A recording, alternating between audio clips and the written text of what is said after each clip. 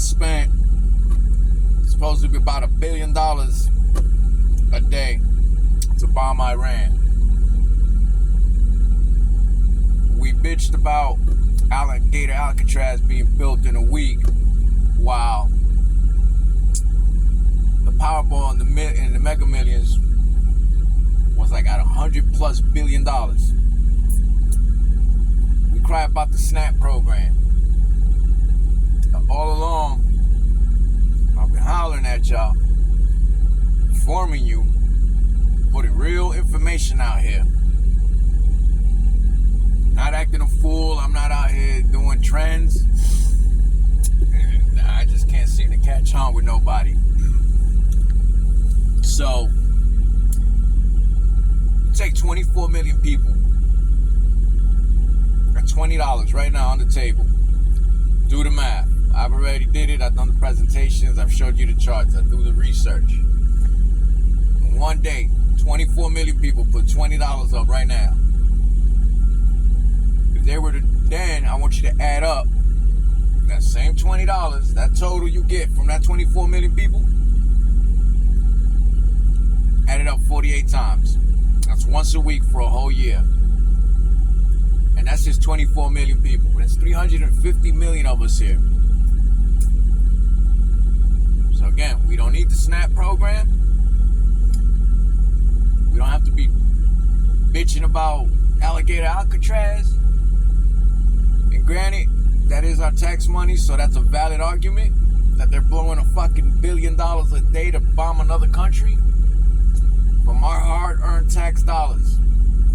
The point of this is, we still have homeless people in this country. We still have senior citizens that are going through it. We have people without SNAP. We have homeless veterans and a whole shitload of issues. What are we going to do? What are we going to do to set a course for us to create a better quality of life and take this country in a whole different direction? To do the same exact fucking thing that they would not ever expect us to do. This administration came in on fire,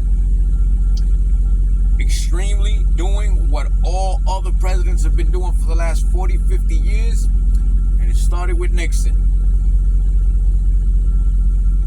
And what have we done to change anything? To make a difference?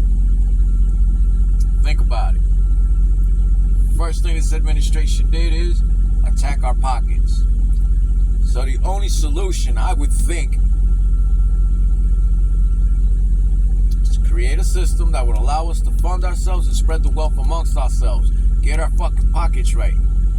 Help people keep food on their tables and a roof over their heads. And as always, it's a future investment for our children. We break the fucking cycle. Please, watch the pinned video on my page, and all I ask is that you share the content, help spread the word. I'm sharing an idea on how we can go about this. I also made a short version on it to help you out, because my videos are long. We need to stop complaining, pointing the finger, and start taking action to do something different. Break the fucking cycle once and for all. Furthermore, I'm not against the fucking protests. We just have a little too much going on at once. We're focusing a little too much on international issues, and we haven't done shit to fix home first, which I believe is very vital, very important. Things are gonna get worse. Gas prices are going to go up. I did a video stating I am a trucker. I'm concerned right now if I'm going to lose my job. If you didn't hear it, since the tariffs came into effect, hundreds of companies have gone out of business. And thousands of truckers have been getting laid off. Now we got this issue with the fuel. So it's not just the imports of fuel. Now we got to think about produce in our food, because this is going to affect all of that. So not only are people without their food stamps and people are losing their jobs at an alarming rate,